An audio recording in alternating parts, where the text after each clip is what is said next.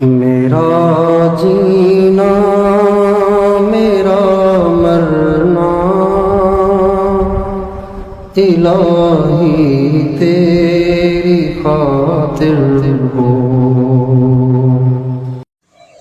الرحمن الرحیم، الحمد للہ وکفی وسلام علی عبادہ الذین اصطفی، خصوصاً علی سید الرسل وخاتم الانبیاء محمد المصطفیٰ وعلی آلہ المجتبیٰ، اما بعد، فاعوذ باللہ من الشیطان الرجیم، بسم اللہ الرحمن الرحیم، والذین هم لأماناتهم وعہدهم راعون، سبحان ربک رب العزۃ عما یصفون، وسلام علی المرسلین، والحمد للہ رب العالمین۔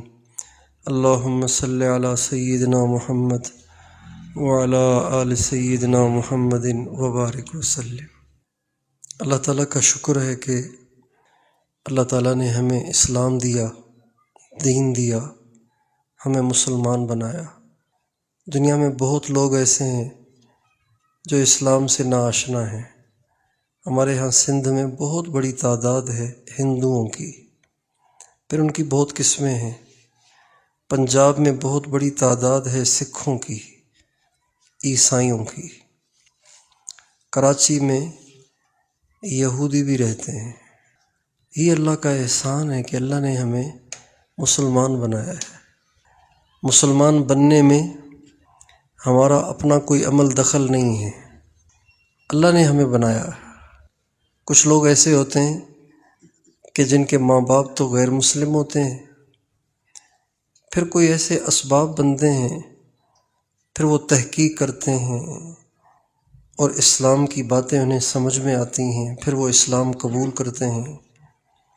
جب وہ اسلام کو قبول کرتے ہیں تو رشتہ دار ان کو اپنے رشتوں سے نکال دیتے ہیں، پھر ان پہ فاقے آتے ہیں، پھر ان کی پٹائیاں ہوتی ہیں۔ ہمارے ہاں سندھ میں کئی لوگ ایسے مسلمان ہوئے جن کے رشتہ دار ہندو تھے، انہوں نے ان پہ جادو کیا، ہاتھوں سے پاؤں سے معذور کر دیا، نابینا کر دیا، جادو کے ذریعے سے گونگا کر دیا، معذور کر دیا، کسی کام کا نہیں چھوڑا، لیکن وہ دین پہ ڈٹے رہے۔ ان کے پاس جو اسلام ہے وہ کسبی ہے، کمایا ہوا ہے، محنتوں سے حاصل کیا ہوا ہے۔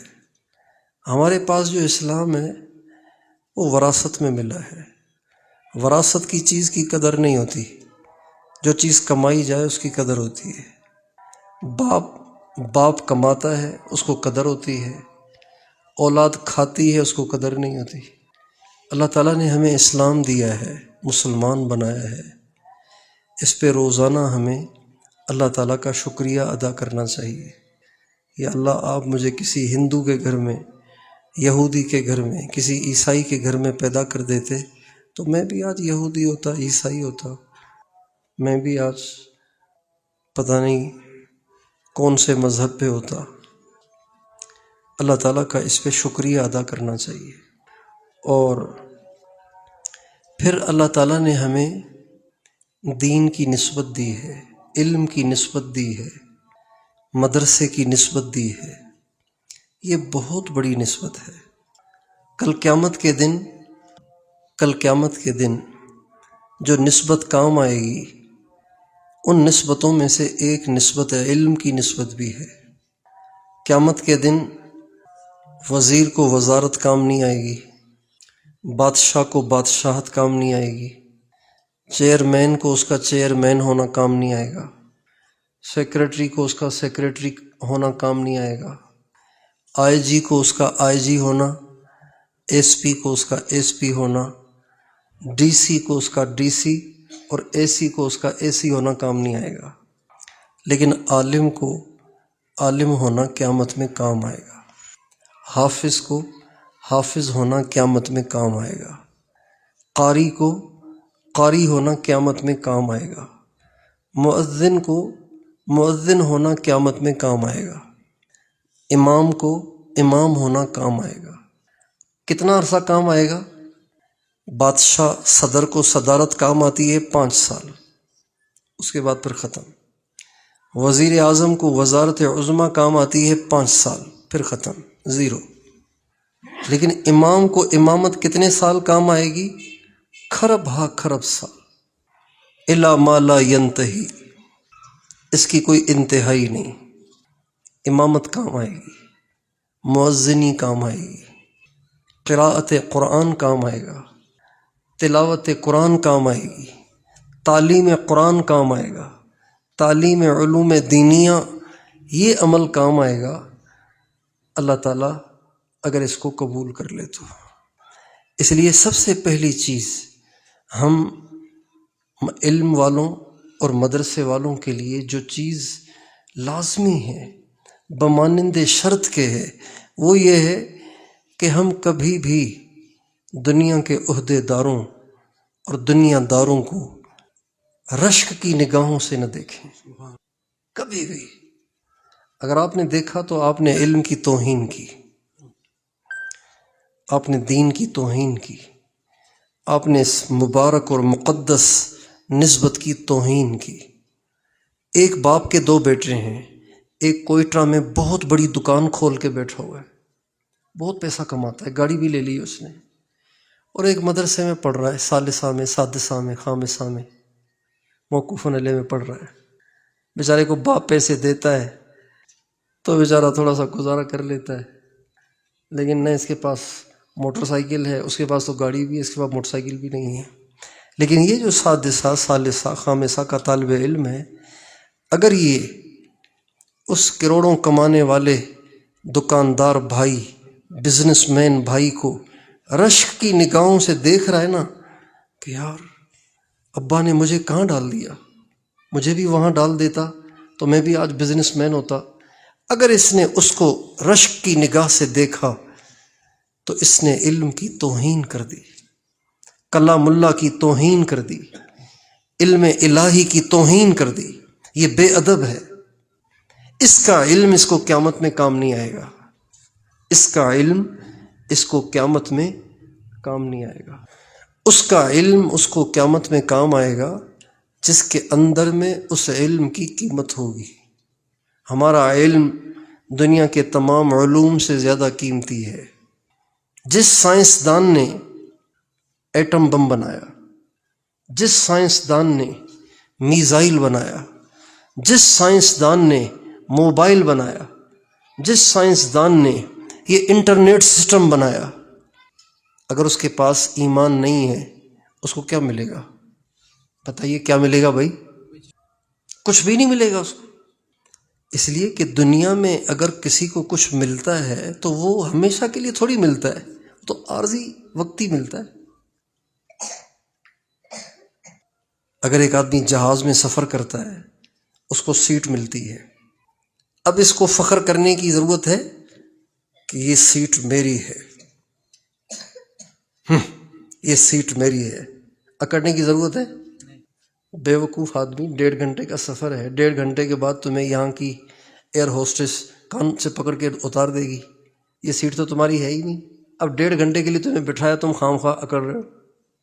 ساری دنیا اور دنیا کے عہدے اور دنیا کی دولتیں اور دنیا کی عزتیں ایسے ہی ہیں جیسے ہوائی جہاز کی سیٹ، جیسے ٹرین کی لوور اے سی کی سیٹ۔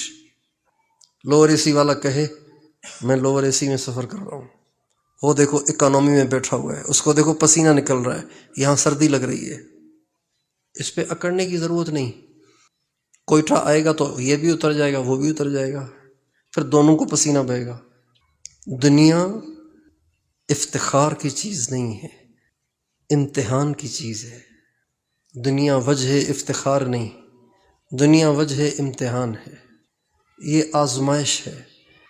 اس میں اللہ کسی کو کرسی پہ بٹھا کے چیک کرتا ہے، کسی کو نیچے بٹھا کے چیک کرتا ہے، کسی کو بہت دے کے چیک کرتا ہے، کسی سے سب کچھ لے کے اس کو چیک کرتا ہے۔ اللہ تعالیٰ فرماتے ہیں وَنَبْلُوكُمْ بِالشَّرِّ وَالْخَيْرِ فِتْنَةً وَإِلَيْنَا تُرْجَعُونَ، ہم تمہیں آزمائیں گے، خیر سے بھی شر سے بھی۔ اب یہاں پہ عجیب بات دیکھیے کہ اللہ تعالیٰ نے خیر کو مقدم کیا ہے، شر کو مؤخر کیا ہے، حالانکہ ہمیشہ آزمائش شر ہی کو سمجھا جاتا ہے۔ بیماری آزمائش ہے، صحت کو کوئی آزمائش سمجھتا ہے؟ غربت کو آزمائش سمجھتے ہیں، کوئی مالداری کو آزمائش سمجھتا ہے؟ روزگار بے روزگاری کو آزمائش سمجھتے ہیں، کوئی روزگار کو آزمائش سمجھتا ہے؟ بے اولادی کو آزمائش کہتے ہیں، کوئی اولاد کو آزمائش سمجھتا ہے؟ کاروبار کے چلنے کو آزمائش نہیں سمجھتے، کاروبار کے ٹھپ ہو جانے کو آزمائش سمجھتے ہیں۔ آنکھوں سے نابینا ہونے کو آزمائش سمجھتے ہیں، بینا ہونے کو کوئی آزمائش نہیں سمجھتا، حالانکہ یہ سب آزمائش ہے۔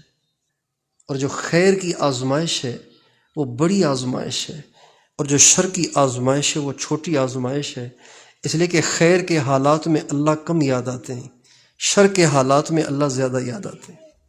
جب انسان کے پاس بہت پیسہ ہو پھر اللہ یاد ہی نہیں آتا، جب ہاتھ خالی ہو پھر اللہ یاد آتا ہے، جب آدمی ٹھیک ٹھاک ہو، ہٹا کٹا ہو، پہلوان ہو تو اللہ یاد نہیں آتا، جب معذور ہو جاتا ہے، اٹھنا مشکل ہو جاتا ہے، بیٹھنا مشکل ہو جاتا ہے تو پھر اللہ یاد آتا ہے، جب کرسی مل جائے تو اللہ یاد نہیں آتا، جب کرسی چھن جائے تو اللہ یاد آتا ہے۔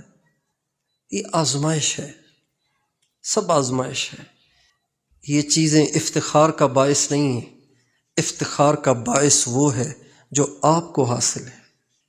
ان للہ خواص، ان للہ اہلین، کچھ لوگ ایسے ہیں جو اللہ کے گھر کے لوگ ہیں۔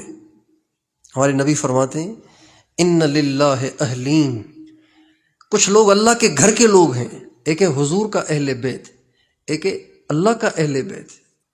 کچھ لوگ ایسے ہیں جو اللہ کا اہل بیت شمار ہوتے ہیں۔ صحابہ نے پوچھا وہ کون ہے؟ فرمایا ہم اہل القرآن، وہ قرآن والے ہیں، یہ اللہ کے اہل بیت ہیں، یہ اللہ کے گھر والے ہیں۔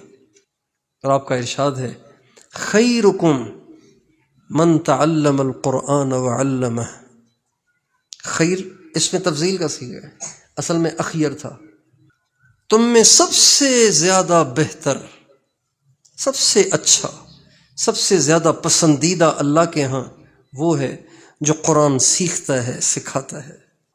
اللہ تعالیٰ نے جو نسبت علم کی عطا فرمائی ہے، آج اہل علم کے ہاں اپنی نسبت کی قدر نہیں ہے۔ اہل علم بھی گاڑیوں میں بیٹھ کے گھومنے والوں کو رشک کی نگاہوں سے دیکھتے ہیں، اہل علم بھی پیسے والوں کا اپنے آپ کو محتاج سمجھتے ہیں، کارخانے والوں سے دوستیاں لگاتے ہیں، بزنس مینوں سے دوستیاں لگاتے ہیں، بڑے بڑے کاروباریوں سے دوستیاں لگاتے ہیں، اور شیطان یہ وسوسہ ڈالتا ہے ان سے دوستی ہوگی تو مدرسے کی مدد کرے گا، کام چلے گا۔ مدرسے پیسے سے نہیں چلتے، مدرسے توکل سے چلتے ہیں، مدرسے پیسے سے نہیں چلتے، مدرسے تقوی سے چلتے ہیں۔ حضرت گنگوہی رحمۃ اللہ علیہ کے پاس ایک انگریز آیا اور انویسٹیگیشن کے لیے، اتنے سارے لڑکے آپ کے پاس پڑھتے ہیں تو ان سب کو آپ روٹی دیتے ہیں تو لاتے کہاں سے؟ یہ سوال جو آج اٹھتا ہے یہ پرانا سوال ہے، لاتے کہاں سے؟ ان کا اللہ دیتا ہے۔ اس کو سمجھ ہی نہیں آیا اللہ دیتا ہے کیا مطلب اس کا، اللہ کہاں سے دیتا ہے بھائی؟ تھوڑی دیر وہ بیٹھ گیا، اللہ والوں کے پاس بیٹھنے سے سکون ملتا ہے، اس کو کافر بھی محسوس کرتا ہے۔ تو وہ جو حضرت گنگوہی، وہ تو قطب العالم تھے، قطب العالم تھے، امام ربانی تھے، ان سے جو ملا تو جو اس کی ڈیوٹی تھی وہ تو پوری کر دی، سوال کر کے جواب سمجھ میں نہیں آیا مگر بیٹھ گیا، سکون مل رہا تھا۔ تھوڑی دیر بیٹھا رہا، تھوڑی دیر کے بعد کہنے لگا اچھا جی میں چلتا ہوں، یہ کہہ کر جیب میں ہاتھ ڈالا، بٹوا نکالا، اس میں سے ایک بڑی رقم نکالی اور حضرت کے ہاتھ میں ہدیے کے طور پہ پیش کی۔ تو کہا حضرت یہ میری طرف سے آپ قبول کر لیجئے۔ تو فرمایا آپ کیوں دے رہے ہیں؟ کہا پتہ نہیں میرے جی میں آ رہی ہے، مجھے خود نہیں پتہ میں کیوں دے رہا ہوں، بس میرا دل مجبور کر رہا ہے کہ میں آپ کو کچھ دوں۔ فرمایا بس اللہ یوں ہی سب کو کھلاتا ہے۔ اب چونکہ ہم مدرسے والوں کی نگاہیں دنیا داروں پہ لگی ہوئی ہیں، دکانداروں پہ لگی ہوئی ہیں، پیسے والوں پہ لگی ہوتی ہیں، لہٰذا ہمارے ذریعے سے جو نسل تیار ہوتی ہے وہ بھی پھر بیچاری ایسی ہوتی ہے کہ جو فارغ التحصیل ہو کر بھی احساس کمتری کا شکار ہوتے ہیں۔ وہ جب اے سی کو دیکھتے ہیں تو مرعوب ہو جاتے ہیں، وہ جب ڈی سی کو دیکھتے ہیں تو مرعوب ہو جاتے ہیں، وہ جب کسی ایم این اے کو دیکھتے ہیں تو مرعوب ہو جاتے ہیں، وہ کسی ایم پی اے کو دیکھتے ہیں تو مرعوب ہو جاتے ہیں۔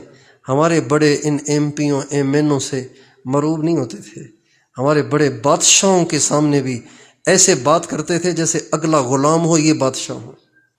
حضرت علی کا ارشاد ہے، رضینا قسمت الجبار فینا لنا علم وللجہال مالو۔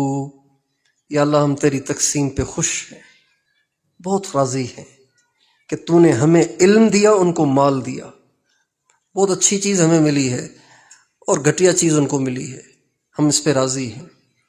رضینا قسمت الجبار فینا لنا علم وللجہال مال فإن المال يفنى عن قریب وإن العلم باق لا يزال۔ آپ کا قرآن تو جنت میں بھی رہے گا، ان کی کرسی ہمیشہ نہیں رہے گی۔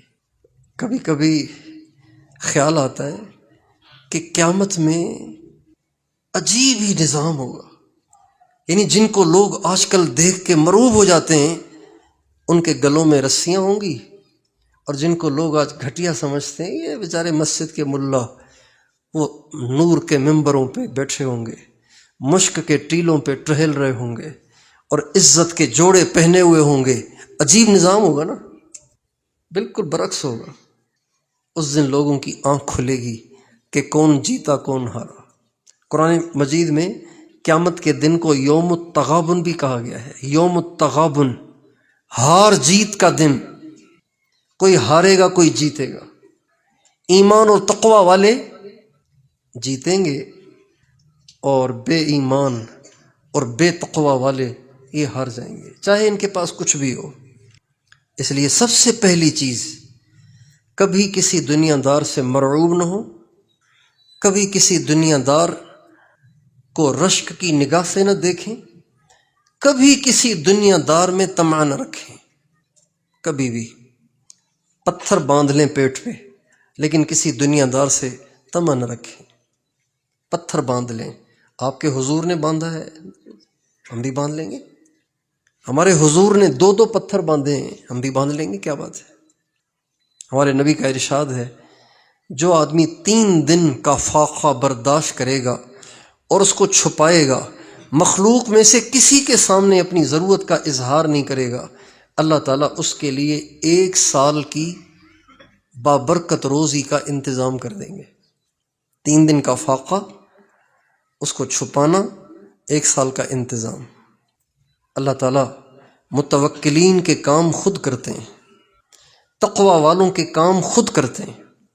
دنیا سے بے رغبت لوگوں کے دنیا ان کے قدموں میں ڈال دیتے ہیں، جو دنیا سے بے رغبت۔ دنیا کی مثال ہے سائے کی سی، احلام نوم او کظل زائلی۔ حضرت حسن کا ارشاد ہے، احلام نوم او کظل زائلی۔ یہ یا تو یوں سمجھو کہ یہ سوئے ہوئے کا خواب ہے، سوئے ہوئے کے خواب۔ خواب میں ایک آدمی دیکھ رہا ہے کہ میں جہاز میں ہوں، اڑ رہا ہوں، اچانک مچھر نے کاٹا، آنکھ کھلی تو دیکھا چارپائی پر، کہاں جہاز۔ کبھی دیکھ رہا ہے کہ میں الیکشن میں کھڑا ہوا ہوں، جیت بھی گیا ہوں، آنکھ کھلی تو چارپائی پر۔ کبھی دیکھتا ہے کہ میں مدینے میں بیٹھا ہوں، آنکھ کھلی تو چارپائی پر۔ یہ ہے خواب۔ احلام نوم او کظل زائلی، یا پھر یہ زائل ہو جانے والا سایہ ہے۔ آپ کا میرا جو سایہ ہوتا ہے نا، کوئی اپنے سائے کے پیچھے بھاگنا چاہے تو بھاگ سکتا ہے، کبھی بھی نہیں پکڑ سکتا اس کو۔ سایہ جب سورج آپ کے پیچھے ہوگا نا تو آپ کا سایہ آپ کے آگے ہوگا۔ اب آپ کا سایہ آگے پڑ رہا ہے، آپ کا سایہ آگے پڑ رہا ہے، آپ چاہیں کہ آپ اس سائے کے اندر جو سائے کا سر ہے نا اس پہ آپ پاؤں رکھ سکتے ہیں۔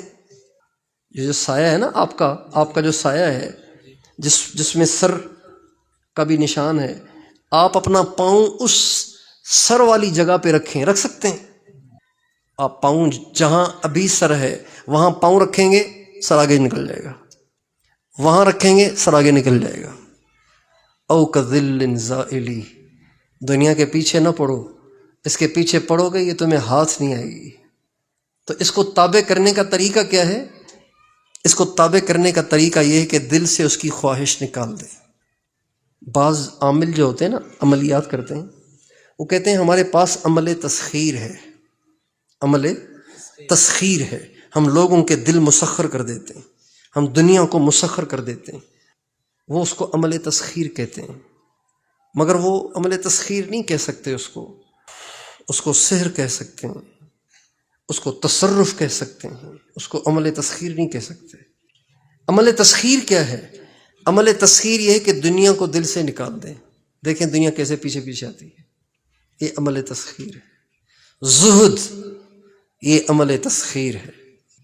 حضرت نانوتوی رحمۃ اللہ علیہ ایک دفعہ تشریف فرما تھے، تو ایک شاگرد سر پہ ان کے مالش کر رہے تھے، تو ایک نواب صاحب سامنے سے آ رہے تھے۔ حضرت نانوتوی کی نظر پڑی، لیکن حضرت یوں ہو گئے اور بس آنکھیں بند کر کے بیٹھ گئے، ایسے جیسے محسوس کرایا کہ جیسے میں نے ان کو دیکھا ہی نہیں۔ بے نیازی کا صبرتاؤ اختیار کیا۔ جب وہ آ کے پاس بیٹھ گئے تو حضرت نے کہا او ہو نواب صاحب کیا حال ہے؟ کہا جی اللہ کا شکر ہے۔ تھوڑی دیر بیٹھے وہ، پھر ایک بھاری بھرکم رقم، ایک بھاری رقم وہ پیش کرنا چاہیے۔ حضرت یہ رقم ہے، یہ آپ قبول فرما لیں۔ تو حضرت فرمانے لگے نہیں بھائی ہمیں نہیں چاہیے، ہمارے پاس جو ہماری ضرورتیں ہیں اس کے مطابق ہمارے پاس موجود ہے، کیا کریں گے ہم اس کو؟ جتنا زیادہ پیسہ اتنا زیادہ حساب ہوگا قیامت کے دن، ہمیں نہیں چاہیے۔ کہا آپ کو نہیں چاہیے، آپ بانٹ دیجئے۔ فرمایا آپ اپنے ہاتھ سے بانٹ دیجئے، مجھ پہ کیوں ڈال رہے ہیں آپ؟ یہ کام بھی میرے اوپر کیوں ڈال رہے ہیں؟ مجھے کیوں مکلف کر رہے ہیں؟ آپ کو بانٹنا ہے تو آپ ہی بانٹ دیں۔ ان کا بھی یہ تو بڑے پکے ہیں، لے ہی نہیں رہے۔ جب اس نے ہیلے بہانے کر ڈالے اور حضرت نے قبول نہیں کیا تو کہا اچھا حضرت دعاؤں کی درخواست ہے۔ کہا بہت اچھا، یہ کہہ کے چلا گیا۔ جب حضرت اٹھے تو حضرت نے بوٹ پہنے ہوئے تھے، خود سے بوٹ نما۔ جب پاؤں اندر ڈالا تو پاؤں اندر جا نہیں رہا تھا، تو معلوم ہوا کہ اس میں پیسے رکھے ہوئے ہیں۔ دونوں جوتے اس نے جتنی بڑی رقم لایا تھا ٹھونس ٹھونس کے دونوں جوتوں میں بھر لیا۔ جب حضرت نے دیکھا کہ پاؤں اندر نہیں جا رہا اور جوتے کو اٹھا کے جب جھاڑا تو اس میں سے پیسے گرنے لگے، دونوں جوتے پیسوں سے بھرے ہوئے تھے، اور فرمانے لگے دیکھو ہم دنیا سے بھاگتے ہیں، دنیا ہمارے پیچھے پڑی ہوئی ہے، ہم دنیا سے بھاگتے ہیں، دنیا ہمارے جوتوں میں گھسی ہوئی ہے۔ تو علم کی قدردانی یہ ضروری ہے۔ صرف قدوری کنز، شرح وقایہ ہدایہ، مشکات اور بخاری پڑھ کے سند لے کے فارغ ہو جانا یہ کافی نہیں ہے مولوی بننے کے لیے۔ مولویٌ یہ یائے نسبت ہے، مولا کے ساتھ یائے نسبت لگا دی گئی ہے تو یہ مولویٌ بن گیا ہے، یعنی اللہ والا، یعنی وہ کہ جس کے دل میں اللہ کے سوا کچھ ہے ہی نہیں، وہ ہے مولوی۔ اللہ والا وہ ہے جس کے دل میں اللہ کے سوا کچھ نہیں، جس کا ذریعہ معاش صرف دکان ہے وہ دکاندار ہے، جس کا ذریعہ معاش صرف مریض چیک کرنا وہ ڈاکٹر ہے، جس کا ذریعہ معاش صرف مزدوری وہ مزدور ہے، جس کا ذریعہ معاش صرف کپڑا وہ کپڑے والا ہے، اور جس کی منزل اور جس کا مقصود اور جس کا محبوب اور جس کا سب کچھ صرف اللہ ہے وہ اللہ والا ہے۔ جس کے دل میں دنیا گھسی ہوئی ہے وہ اللہ والا نہیں ہے۔ تو اللہ کرے ان بچوں کو یہ بات سمجھ آ جائے، اور اللہ کرے ان کے طفیل یہ بات مجھے بھی سمجھ میں آ جائے کہ بھئی یہ نسبت سب سے بڑی چیز ہے، باقی دنیا یہ 4 دن کی چاندنی ہے، مل جائے تو بھی ٹھیک ہے، نہ ملے تو بھی ٹھیک ہے، مل جائے تو بھی زندگی گزر جاتی ہے، نہ ملے تو بھی زندگی گزر جاتی ہے۔ اللہ تعالیٰ نے قرآن مجید میں دنیا کی اتنی بے رغبتی بیان کی ہے، اتنی تحقیر کی ہے، دنیا کی اتنی تذلیل کی ہے کہ اگر ہم قرآن مجید کو تدبر کے ساتھ پڑھیں تو کبھی بھی ہمارا دل دنیا کی طرف نہ کھنچے۔ اعلموا انما الحیات الدنیا لعب ولہو وَمَا الْحَيَاةُ الدُّنْيَا إِلَّا مَتَاعُ الْغُرُورِ وَمَا الْحَيَاةُ الدُّنْيَا فِي الْآخِرَةِ إِلَّا مَتَاعٌ۔ یہ تو متاع ہے۔ متاع کسے کہتے ہیں؟ متاع اس چیز کو کہتے ہیں جس کو استعمال کر کے پھینک دیا جائے، اس کو کہتے ہیں متاع۔ ما یمتع بہ، جس سے فائدہ اٹھا کے۔ آج کل اس کی آسان مثال ٹشو پیپر ہے۔ ٹشو پیپر متاع ہے۔ پلیٹیں بھی متاع نہیں ہیں، اس لیے کہ پلیٹیں تو رہتی ہیں نا، پھر باقی پلیٹ پہ یہ پورا لفظ صادق نہیں آئے گا، یہ صحیح صادق آتا ہے ٹشو پہ۔ ٹشو استعمال کیا، پھینک دیا، یا پیشاب والا ڈھیلا، استنجے والا ڈھیلا، یہ متاع ہے، اس کو آپ نے لیا، استعمال کر کے پھینک دیا۔ یا یہ جو ہوٹلوں پہ تیلی والے خلال ہوتے ہیں جو ایک ہی دفعہ استعمال ہوتے ہیں، آپ نے بوٹیوں کے ذرات نکال دیے پھر پھینک دیا، یہ متاع ہے۔ اللہ تعالیٰ فرماتے ہیں ساری دنیا یہ متاع ہے، یہ ٹشو پیپر ہے۔ تو آپ سب سے پہلی درخواست یہ ہے کہ دنیا سے دل نہ لگائیں، اپنی نسبت کی قدر کریں، کبھی بھی اپنے آپ کو دنیا داروں سے کم نہ سمجھیں، نیچا نہ سمجھیں، ان سے زیادہ اپنے آپ کو نیک بھی نہ سمجھیں، لیکن ان سے زیادہ گھٹیا بھی نہ سمجھیں کہ ہماری چیز گھٹیا ہے، ان کی چیز بڑھیا ہے، یہ کبھی نہ سوچیں۔ ہاں میرے عمل کم ہیں، میں خود کمزور ہوں، لیکن میری چیز بہت بڑھیا ہے۔ میں تو اچھا نہیں ہوں، لیکن میرے پاس جو نسبت ہے نا وہ سب سے بڑھیا ہے۔ اور دوسری بات یہ کہ اپنے علم کے اندر رسوخ پیدا کریں۔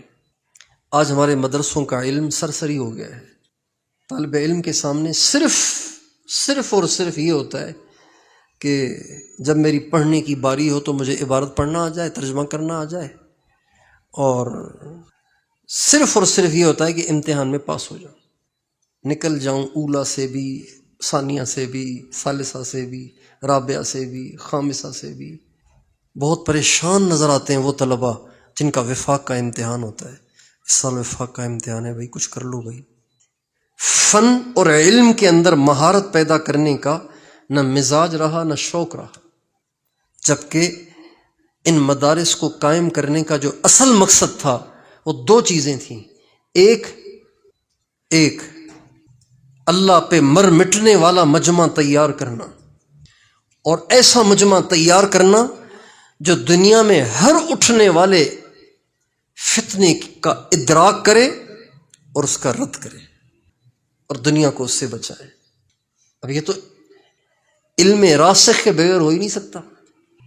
ہمارے جن اکابر کے پاس علم کا رسوخ تھا، انہوں نے غلام احمد قادیانی کی خباستوں کو سمجھا اور پھر اس کا تعاقب کیا، اور جن کے علم میں رسوخ نہیں تھا انہوں نے کہا فاسق ہے، کافر نہیں ہے، فاسق ہے۔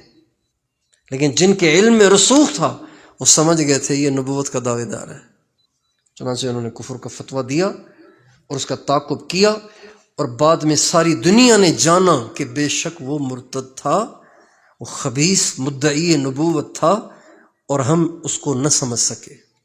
یہ رسوخ اتنی ضروری چیز ہے۔ علم کے اندر رسوخ نہیں ہوگا تو یہ عالم فتنوں کو سمجھ نہیں سکے گا اور ان کا رد نہیں کر سکے گا اور اس سے بچ نہیں سکے گا اور اس سے امت کو بچا نہیں سکے گا۔ اس لیے دوسری گزارش آپ تمام اہل علم سے یہ ہے، اپنے علم کے اندر رسوخ پیدا کریں، کمال پیدا کریں، فقہ میں کمال ہو۔ صرف ہدایت کی عبارت پڑھ لینا کافی نہیں ہے، صرف قدوری کی عبارت پڑھ لینا کافی نہیں ہے، اس میں رسوخ ہو۔ مفتہ بھی مسائل آپ کو آنے چاہیے، قدوری بھی پڑھ لی، ہدایت بھی پڑھ لی، لیکن فتویٰ دینے کے لیے پھر احسن الفتاویٰ دیکھ رہے ہیں، امداد الفتاویٰ دیکھ رہے ہیں، تو بھائی آپ کے قدوری پڑھنے کا فائدہ کیا ہوا؟ پھر اصول شاشی بھی پڑھ لی، نور الانوار بھی پڑھ لی، نخبۃ الفکر بھی پڑھ لی، لیکن اب تک مسائل کا استنباط سمجھ میں نہیں آیا کہ یہ جو صاحب ہدایہ نے یہ مسئلہ لکھا ہے یہ آخر کون سی نص سے انہوں نے نکالا ہے۔ یہ سمجھنا ضروری ہے، اس کا شوق ہونا چاہیے طلباء میں۔ اپنے علم کے اندر رسوخ پیدا کرنے کا شوق ہونا چاہیے۔ دنیا داروں نے کتنی ترقی کر لی ہے۔ دیکھیں اسرائیل، ابھی نیتن یاہو نے بیان دیا چند دن پہلے، جب ایک ملک نے اس کو ہتھیار دینے سے انکار کیا اور اس سے طے شدہ ڈیل کو اس نے کینسل کیا کہ تم نسل کشی کر رہے ہو، ہم تمہیں ہتھیار نہیں دیں گے، تو اس پہ اس نے بیان دیا اور اس نے کہا تم اگر چند پرزے ہمیں نہیں دو گے تو ہم پہ کوئی فرق نہیں پڑتا، ہم کوئی کمزور لوگ نہیں ہیں، ہم اس ٹیکنالوجی میں اتنے آگے نکل چکے ہیں کہ پوری دنیا کے جس انسان کے ہاتھ میں موبائل ہے اس کے ہاتھ میں اسرائیل کا ٹکڑا ہے۔ یہ اس کے الفاظ تھے۔ مخلوق کے بنائے ہوئے علوم پر محنت کر کے انہوں نے اتنی ترقی کی کہ آپ یہاں بیٹھ کر مدینے میں روضہ اقدس پہ کھڑے ہوئے آدمی کو دیکھ سکتے ہیں اور وہ آپ کو سنہری جالیوں کی زیارت بھی کروا رہا ہے ویڈیو کال کے ذریعے سے۔ یہاں بیٹھ کے آپ دیکھ رہے ہیں اور کوئی تار نہیں ہے بیچ میں، اتنی ترقی کی لوگوں نے۔ اور ہم جن کے پاس علوم الہیہ ہیں، جن کو اللہ نے وارث بنایا عرش الہی سے آئے ہوئے علم کا، وہ بس عبارت ہی پڑھتے ہیں، بس وہ بھی نہیں پڑھنا آتی آج کل، تو مرفوع کو منصوب پڑھتے رہتے ہیں، منصوب کو مجرور پڑھتے رہتے ہیں۔ وقال الذي عنده علم من الكتاب انا آتيك به قبل ان يرتد اليك طرفك۔ اللہ کے علم میں بڑی طاقت ہے۔ تو دوسری گزارش آپ سب حضرات سے یہ ہے کہ اپنے علم کے اندر رسوخ پیدا کریں۔ ہم جب پڑھتے تھے تو ہمارے ہاں ایک بزرگ نے بیان کیا، حضرت مولانا نذیر صاحب، وہ شاگرد تھے حضرت مولانا خیر محمد صاحب جالندری کے، جو خیر المدارس کے بانی تھے، اور خلیفہ مجاز تھے حضرت ڈاکٹر عبدالحی عارفی رحمۃ اللہ علیہ کے، جو حضرت مفتی تقی صاحب کے شیخ تھے۔ انہوں نے بیان کیا تو انہوں نے 2 جملے کہے، فرمانے لگے بھائی بس میرا بیان یہ ہے کہ تم کدو مولوی نہ بننا، مچھلی مولوی بننا۔ یہ کیا بیان انہوں نے، کدو مولوی نہیں بننا، مچھلی مولوی بننا۔ پھر فرمانے لگے کدو اوپر اوپر تیرتا ہے، مچھلی اندر جاتی ہے، تم عبارت کے اوپر نہ تیرنا، عبارت کے اندر جانا۔ ہارون رشید، لیکن تھوڑا سا اس سے پہلے کا واقعہ بھی سن لیجئے، آپ تھک تو نہیں گئے ہیں؟ حضرت امام ابو یوسف رحمۃ اللہ علیہ جو تھے، ان کے والد صاحب تھے دھوبی، کپڑے دھوتے تھے، ان کا انتقال ہو گیا۔ یہ چھوٹے بچے تھے، دوسرا کوئی بھائی بھی نہیں تھا۔ والدہ نے کہا بیٹا تم مزدوری کرو تاکہ گھر چلے۔ یہ نکلے مزدوری کے لیے، تو امام صاحب کے درس سے گزر ہوا، امام صاحب کا درس چل رہا تھا، یہ جا کے اس میں بیٹھ گیا۔ امام صاحب نے دیکھا اجنبی بچہ ہے، شوق سے بیٹھا ہے، بہت توجہ سے سن رہا ہے۔ تو جب مخاطب توجہ سے سن رہا ہو تو مخاطب کو بھی دلچسپی ہوتی ہے، میری بات کو لے رہا ہے۔ تو امام صاحب نے بلا کے تعارف کیا، کہا جی میں بس یوں میں امی نے مزدوری کے لیے بھیجا ہے، لیکن آپ کو دیکھا، درس کو دیکھا، دل کیا یہاں بیٹھ جاؤں۔ فرمایا بیٹا روزانہ آیا کرو، روزانہ آیا کرو۔ کہا جی بہت اچھا۔ اب وہ روزانہ آ کے بیٹھ جاتے، شام کو جاتے گھر، والدہ پوچھتی ہاں بھائی کا مزدوری ملی نہیں؟ بعد میں پتہ چلا کہ یہ جا کے نعمان بن ثابت کے درس میں بیٹھ جاتا ہے۔ تو امام صاحب کی بھی جوانی تھی، تو امام ابو یوسف کی جو والدہ تھیں ان کو پتہ چلا، تو وہ غصے میں بھری ہوئی آئی اور آ کے امام صاحب کو سنانا شروع کر دی، تم ایسے ہو ایسے ہو ایسے ہو، میرا بیٹا مزدوری کے لیے نکلتا ہے، اس کو پکڑ کے یہاں بٹھا دیتے ہو، نکما کر دیا تم نے میرے بیٹے کو، میرا بیٹا مزدوری کرتا، کچھ کماتا تو ہمارا گھر چلتا، خود تو تمہارے اتنے بڑے بڑے کاروبار ہیں، چونکہ کپڑے کا کاروبار تھا امام صاحب کا، اور تم نے غریب کے بچے کو خام خواہ بٹھا دیا ہے، یہ کوئی لینڈ لارڈ کا بیٹا تھوڑی ہے، یتیم ہے یہ تو۔ جب وہ بہت زیادہ ناراض ہونے لگی تو امام صاحب فرمانے لگے یا حاذی انی ارا انہ یأکل الفالوزج بدہن الفستق فی صحن الفیروزج علی مائدۃ الملک۔ وہ اللہ کی بندی، میں تو دیکھ رہا ہوں کہ تیرا یہ جو بیٹا ہے نا، یہ بادشاہ کے دسترخوان پہ بادشاہ کے ساتھ بیٹھا ہوا ہے، فیروزے کے تیل میں تلا ہوا فالودہ کھا رہا ہے۔ تو امام ابو یوسف، ان کا نام تھا یعقوب، کہنے لگی کہ پڑھا پڑھا کے تیرا دماغ خشک ہو گیا ہے، اس لیے پاگلوں جیسی باتیں کر رہے ہو۔ دھوبی کا بیٹا، دھوبی کا بیٹا بھلا بادشاہ کے ساتھ کیسے بیٹھے گا؟ بالآخر وہ تو چلی گئی امام صاحب کو ڈانٹ ڈانٹ کے۔ امام صاحب نے ابو یوسف سے کہا تھوڑے سے پیسے میں دے دیا کروں گا، آنا نہیں چھوڑنا۔ کہا بالکل ٹھیک ہے۔ امام صاحب تھوڑے سے پیسے دے دیتے تو یہ جا کے والدہ کو دے دیتے، والدہ خوش ہو جاتی، والدہ کو پیسے چاہیے تھے۔ ابو یوسف پڑھ پڑھ کے عالم بن گئے۔ ہارون رشید کا زمانہ تھا، ہارون رشید نے ایک دفعہ اپنی بیوی زبیدہ پہ آ گیا غصہ، اور اس سے کہا اگر تو نے رات میرے ملک میں گزاری نا تو تجھے 3 طلاق۔ اگر تو نے رات میرے ملک میں گزاری تو تجھے 3 طلاق، یعنی میرے ملک سے نکل جاؤ۔ اب ہارون رشید کا ملک تو ملتان تک بھی تھا، اور یہ بات ہے بغداد کی، جہاز تو تھے نہیں کہ راتوں رات وہ ملک سے نکل جائے۔ اب بات تو کہہ دی، اب پریشان، کیا ہوگا کیا ہوگا۔ اور یہ زبیدہ یہ کوئی لونڈی نہیں تھی جس سے نکاح کر لیا تھا، یہ خاندانی عورت تھی۔ خاندانی عورت کو طلاق دینا ایک بہت بڑی بغاوت کا باعث بن سکتا تھا۔ چنانچہ پریشان ہوا، اسی وقت سارے مفتیوں کو بلاؤ، سارے علماء کو، سارے فقہا کو اکٹھا کرو۔ سارے علماء آئے، بھائی میں نے یہ قسم کھائی، میں نے یوں کہا ہے۔ سب نے کہا بات ہو گیا، وہ تو ہو گئی طلاق، نکل ہی نہیں سکتی رات کو۔ جب سب نے نا امید کر دیا تو ہارون کہنے لگا کوئی ابو حنیفہ کا شاگرد نہیں ہے یہاں پہ، چونکہ ابو حنیفہ بہت گہرے تھے، کوئی ان کا شاگرد نہیں ہے؟ او یوسف ابھی لڑکے سے تھے، ان کا جی۔ کہ تم کیا کہتے ہو؟ کہ طلاق نہیں پڑی، اگر ایک صورت اپناؤ تو۔ کہ وہ کیا؟ کہ اگر آپ کی بیوی زبیدہ آج کی رات مسجد میں گزار دے تو طلاق نہیں پڑے گی۔ اب سارے بڑے بڑے فقہا لڑکے کو گھورنے لگے، یہ کہاں سے کہہ رہا ہے کہ مسجد بھی تو اسی کی بادشاہت میں ہے نا۔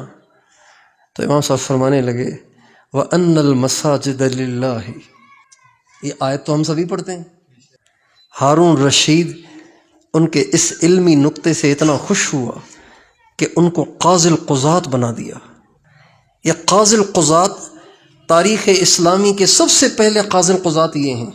ان سے پہلے قاضی ہوتے تھے، قاضی القضات نہیں ہوتا تھا۔ چیف جسٹس ہوتے تھے، یعنی قاضی یعنی جج۔ اور پھر جب امام ابو یوسف چیف جسٹس بن گئے، قاضی القضات بن گئے، تو انہوں نے امام اعظم سے جو علم لیا تھا اسی کو پھیلایا۔ چنانچہ پوری مملکت اسلامیہ میں فقہ حنفی کو اللہ تعالیٰ نے رائج کرا دیا ان کے ذریعے سے، یعنی امام صاحب کا شاگرد ہونے کا انہوں نے حق ادا کر دیا۔ اور امام صاحب کے علم کی اشاعت کا صحیح معنی میں جو ذریعہ بنے وہ امام یوسف بنے۔ رسوخ بڑی چیز ہے۔ ایک اور مسئلہ یاد آ گیا، بغداد میں حضرت پیران پیر غوث اعظم شیخ عبد القادر جیلانی رحمۃ اللہ علیہ کا زمانہ تھا۔ تو عراق سے ایک فتویٰ آیا کہ ایک آدمی نے اپنی بیوی کو کہا ہے اگر تو ایسی کوئی عبادت نہیں کرے گی جو کوئی بھی نہیں کر رہا تجھے 3 طلاق۔ اب سارے مفتیوں کے پاس گئی، سب نے کہا طلاق پڑ گئی۔ بھائی تلاوت کرے گی ساری دنیا میں، کوئی تو تلاوت بھی کر رہا ہوگا، نفل پڑھے گی کوئی تو روزہ رکھے گی کوئی تو روزے سے ہوگا۔ یہ مسئلہ آیا حضرت پیران پیر شیخ عبد القادر جیلانی رحمۃ اللہ علیہ کے سامنے۔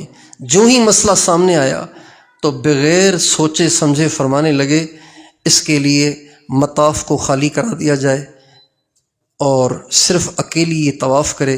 جب یہ اکیلی طواف کرے گی تو یہ قسم پوری ہو جائے گی، اس کو طلاق نہیں پڑے گی، اس لیے کہ طواف صرف یہیں ہو رہا ہے اور کہیں نہیں ہو رہا۔ علماء بغداد دنگ رہ گئے۔ تو علم کا جو رسوخ ہے نا، یہ فتنوں کا بند باندھنے کے لیے ضروری ہے۔ آج کے طلباء نے علم میں رسوخ پیدا کرنا چھوڑ دیا ہے، بس ٹائم پاس کر رہے ہیں، مدرسے میں سرسری سبق پڑھتے ہیں، تکرار بھی نہیں کرتے، مطالعہ بھی نہیں کرتے، دہراتے بھی نہیں ہیں، سبق میں بھی دھیان سے نہیں بیٹھتے، سوتے رہتے ہیں سبق میں، استاد ان کو جگاتا رہتا ہے، ہوشیار کرتا رہتا ہے، پوچھتا رہتا ہے، ہاں بھائی سمجھ گئے، ہاں بھائی میں نے کیا کہا، پتہ ہی نہیں ہوتا استاد نے کیا کہا، ایسے بیٹھتے ہیں کہ ہوتے سبق میں اور گم کہیں اور ہوتے ہیں۔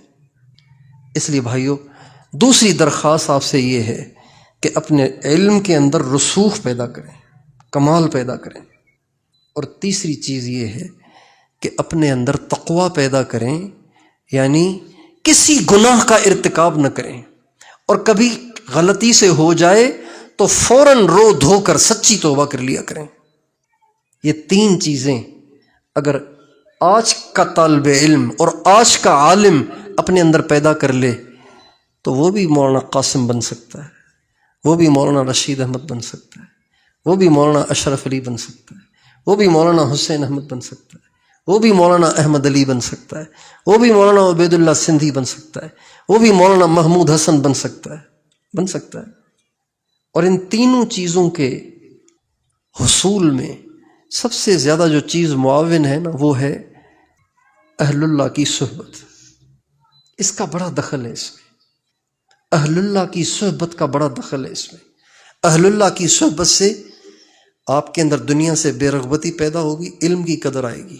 اہل اللہ کی صحبت سے آپ کے اندر علم میں رسوخ پیدا کرنے کا جذبہ پیدا ہوگا، اور علم میں آگے سے آگے بڑھنے کا شوق پیدا ہوگا اہل اللہ کی صحبت کی برکت سے۔ اہل اللہ کی صحبت کی برکت سے آپ سے گناہ چھوٹیں گے اور آپ کی زندگی میں تقویٰ آئے گا۔ اللہ تعالیٰ سے دعا ہے کہ اللہ تعالیٰ یہ تینوں اوصاف جلیلہ آپ سب کو عطا فرمائے، اور ہمارے تمام مدارس میں پڑھنے والے تمام طلباء اور پڑھانے والے تمام علماء کو عطا فرمائے، اور آپ مخلصین کے طفیل اللہ مجھ سیاکار کو بھی عطا فرمائے۔ وآخر دعوانا ان الحمد للہ رب العالمین۔